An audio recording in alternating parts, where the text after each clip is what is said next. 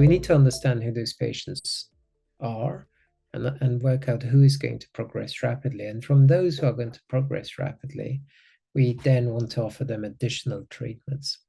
And I've already mentioned docetaxel, which we started to study 20 years ago and know improved survival. But we also know from the clinical data that there is heterogeneity of effects, and not every patient derives equivalent benefit.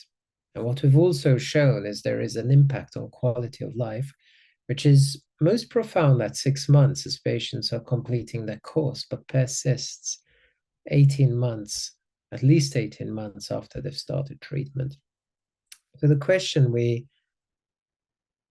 want to ask, the problem we want to solve, is who should receive docetaxel?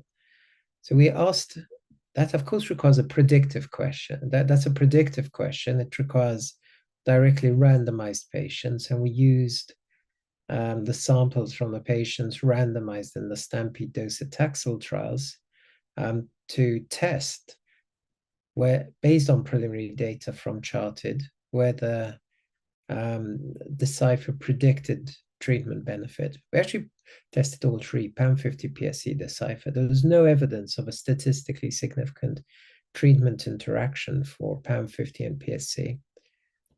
But for Decipher, we can see a notable difference in effect.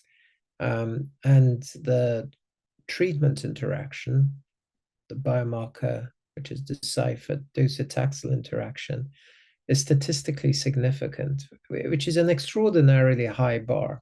When we plan these experiments, our statisticians often tell us don't expect to see a statistical the significant interaction because the bar is so high. You need a sufficient number of events and you need a large enough effect. So encouragingly, I think many of us are excited by this result. We do observe that effect. That gives us a confidence that there is a difference in effect for the benefit of docetaxel in terms of survival based around the Decipher signature. So the high Decipher signature tumors derive notable benefit, nearly 40% reduction in the hazard of death, whilst the patients with a low Decipher, so below the median, and this is metastatic patients only, derive no benefit. The hazard ratio is close to 1. So those are patients who are suffering the side effects without any clear evidence of benefit from this analysis. So next steps are, how do we implement this? Sorry, how do we implement this into clinical practice?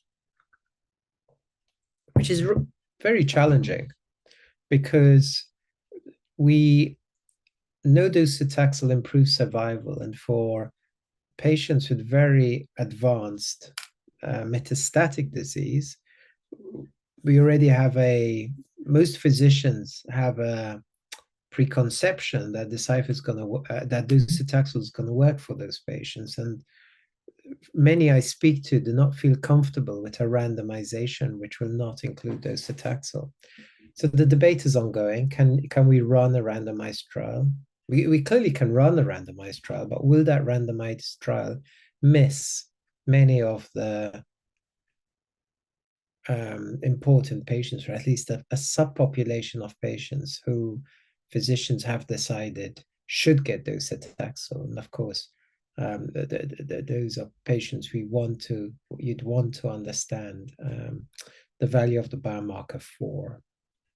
So there's a number of considerations here, lots of discussions, getting the balance right, because this is a study which we pre-specified the analysis plan and primary aims and the predicted direction of effect before linking the molecular with the clinical data. But this was not pre-specified prior to accrual of patients, and the test was not used to make the treatment-based decision.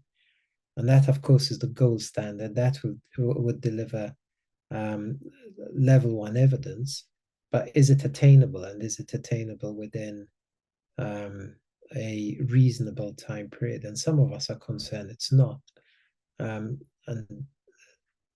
how can we address that? I mean, this is important data that may improve the management of patients.